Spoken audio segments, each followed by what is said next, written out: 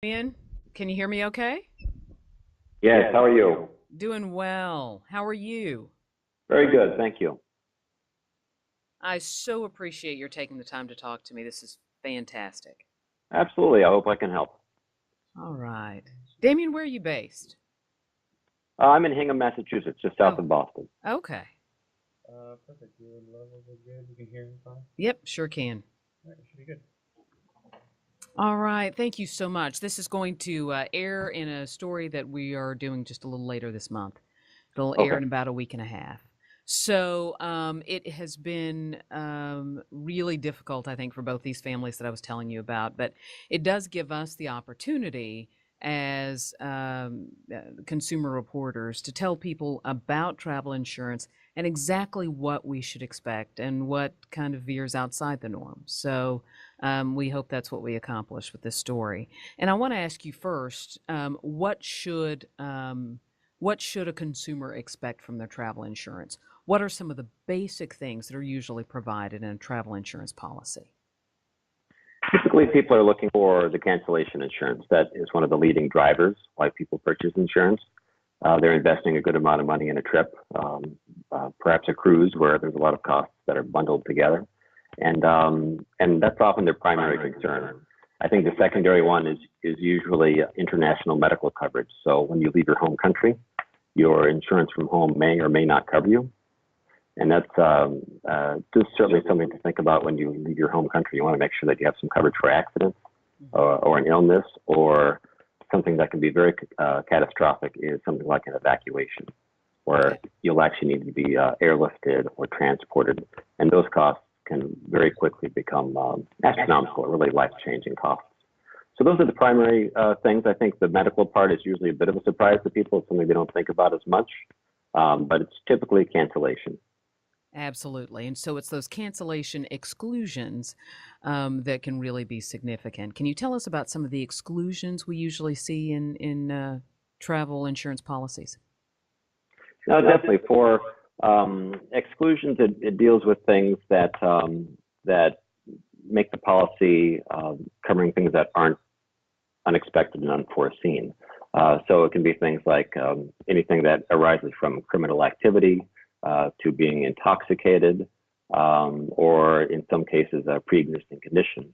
But that's also something that can be handled elsewhere in the policy, where that can actually be covered. And a travel insurance policy is it's called a named peril policy. So the things that it does cover are specifically listed. Some insurance policies in other fields cover everything unless it's excluded. And in a travel insurance policy, they actually lay out everything that is covered. So in the example of cancellation, it's actually going to list, for instance, the illness or sickness or death of you or a family member. It'll list things like loss of job, a home fire or home burglary before the trip, a weather incident that caused the trip to be canceled. So it really spells out all those different things right on the policy. So, in the case of one of the family members that I talked to you about, they thought they were covered because they believed they were covered in the event of a family member's death, but they weren't aware of the exclusions. What are some of the exclusions that might apply in this case? In that case, there is typically an exclusion that refers to suicide being excluded, or and also some that may apply is the one referring to illegal drugs or intoxication or any loss arising from something like that. It's I've talked to several travel agents who've told me that they have never encountered this. You know, agents who've done this for and have sold travel insurance for decades have never encountered this. As we see the explosion of the opioid crisis, do you believe that this might be an issue for other families? This may be something that we see more often, that they find they're denied because, there were illegal drugs involved in the reason for their cancellation. Mhm. Unfortunately, yes. I mean, as that arises, I can certainly see that as a reason for cancellation rising as far as making a claim. And sometimes insurance companies will adapt to these sorts of things. So they'll look at that and try to figure out a way to make it covered. As of right now, it's typically listed as an exclusion. But as you say, if the problem is increasing, then I can see this problem with insurance increasing as well. Here's this family's argument. Their argument is, from their standpoint, the insured, it was unforeseen. They didn't in any way believe that their son was going to take an illicit drug and therefore die. And so they believe that it should be covered because from their standpoint, it was unforeseen. If you are denied by your travel insurer, are there any steps you can take to try to appeal that denial? There are absolutely cases where you can try to get the insurance company to make an exception. That sort of thing does happen. I'm not sure if in this case they've gone directly to the company and tried to advocate for that. And there are also consumer advocates out there that can try to speak for you. They have large audiences online, and they're able to at least bring your voice, amplify your voice a little bit, and try to get some help. But it's one of those cases where you really are looking for an exception. You're looking for the insurance company to step outside the bounds of what they're required to do and just do something that is trying to make the situation right. So it's understandable for them to be frustrated. But it's certainly a possibility. It's worth pursuing. I can understand that. It's like you say, to them it was unforeseen, but really insurance always goes back to trying to cover things that are completely unforeseen and unexpected. But I can see where this one falls right into the middle. It's a tough situation. Yeah. You can understand the family's argument, and certainly you can understand the very black and white language that is pretty clear in the terms and conditions. Right, exactly. In the case of the couple with the Expedia policy, can we talk about the fact that weather usually is included? That is, if weather destroys or if weather makes the destination that you're traveling to uninhabitable, that is usually covered, right? Absolutely. That's a very common reason both for purchasing insurance. That's something that brings it to people's top of mind, and they purchase a policy for that reason. Oftentimes they're going to a hurricane-prone zone during hurricane season. So absolutely, and yes, that's a very common listed reason for cancellation or listed reason for coverage there. So were you surprised? So were you surprised that it wasn't covered in the Expedia policy? A little bit. It's certainly, I know that they are limited. Oftentimes the policies that are bundled or offered as part of an upgrade with a provider like Expedia, they're altered a little bit. I was surprised in that that's such a common coverage and a common reason for cancellation that would be removed. So their coverage was really limited to injury or sickness or death of one of the travelers. And I believe they also had coverage for home burglary or fire, and I believe there was loss of job and maybe a couple others in there. But it is surprising because weather and weather-related cancellations are one of the top reasons. So that said, I was reading some analysis by a couple of attorneys who wrote about travel insurance, and they said very often these upgrades are not really defined as true travel insurance. They're travel cancellation policies or travel cancellation fee waivers, which are largely unregulated. In your opinion, would the Expedia policy that we both have viewed, would that be viewed more as travel insurance or as a travel cancellation policy, which is largely unregulated? Well, I did notice that the policy, it really builds itself as protection. They use the word protection versus insurance. I did a search through the document, just a word search, and you can see insurance comes up as far as the underwriter that is actually backing up that policy. But they're really marketing it as protection, which is an interesting choice of words. So it could speak to what you're talking about from a legal standpoint of trying to be in an area that's a little less regulated. So if you are buying a protection policy or a fee cancellation waiver plan, you're afforded fewer protections on average than if you're buying true travel insurance. Would that be a correct assessment? Honestly, I would just look at the document. I wouldn't say policy. I know that might be technically more of an insurance word. And from a legal standpoint, it sounds like you've spoken to some people that have a deeper knowledge of this. But I always go back to the policy. It's all right there. It's a legal contract. So that could very well be, in my experience, looking at these add-on or upgrade policies. The coverage is usually limited versus a standalone third-party insurance policy.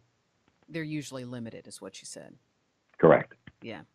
And so were you surprised to find that weather-related cancellation was not included? That was surprising. I've seen it them cut down on some of the other coverages or coverage amounts, the levels of coverage that they'll include in the policy. But certainly for such a popular reason for cancellation, being weather, it was surprising to see that not there. What are the most common reasons, as someone who works in travel insurance all the time, what are the most, you said weather was certainly one of the most common reasons for cancellation. What are some of the other things for which travel insurance might be very helpful? I think by far it would be illness or sickness of yourself, a family member, a parent. It could be a death in the family. A lot of those reasons, they're very common. They occur.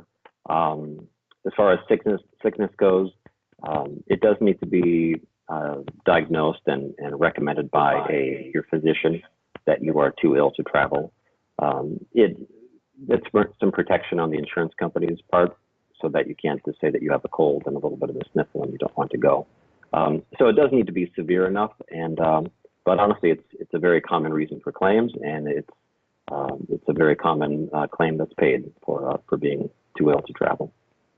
Can we talk about the pre-existing condition clause? Like, let's say you do have some ongoing illness that is under control and was under control when you bought the policy. Pre-existing conditions are covered if you buy your insurance in a certain window of time, correct? Correct. Many policies have this covered, so it's not all of them. It's something you need to specifically look for. But typically, pre-existing conditions are excluded, and then they become covered by providing a waiver to that exclusion. It kind of goes backwards. So the waiver would provide coverage by waiving that exclusion if, like you say, you are healthy and your physician says you're fine to travel at the time of booking that travel and buying insurance. And then if something does reoccur, you would be able to have coverage for that situation. That's something to note. So that's why it would be important for you to be mindful of that window and buy your coverage within the window of making that initial deposit on the trip, right? Correct. I think it's 14 days. Yeah, every policy is a little bit different. 14 days is a very good average. So whatever the date of your first payment towards your trip, it could be booking your airline, it could be putting a deposit on a cruise.